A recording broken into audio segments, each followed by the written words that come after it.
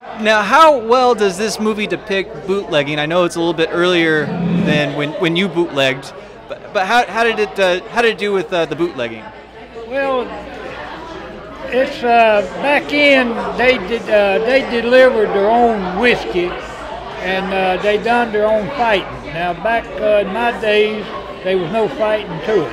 You just drove an automobile from one point to the other point. You picked up one and drove it back, and they had the cars was rigged up where they would move, and they cut the front. They cut all the seats out of the car, and all the way back to the trunk lid, and you could pack 500 gallons of moonshine, 1 gallon jars, in that car, and then you hauled it 90 miles down the road to where you dropped it off at. Now, as a bootlegger, what did you think of the movie? Oh, I loved it. I loved the movie. It had a lot of action to it, and up there in those hills, there was a lot of that stuff went on.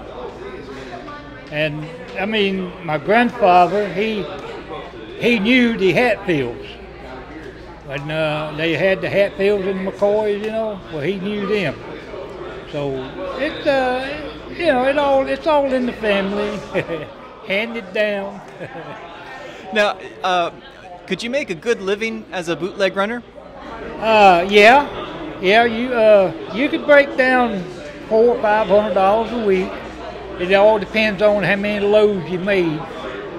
I'd making 2 loads a week, and $250 a load. I hauled it 90 miles in between one point to the other point. I never did touch the liquor now. I just drove the car. And how old were you? I was running in my 15 years old. That was back in the early 50s, middle 50s. And then I believe it was in 56, they come out with a two-way radio, and that's when I quit. I could outrun the law with no problem, but I couldn't outrun the radios. So my mother talked me into quitting.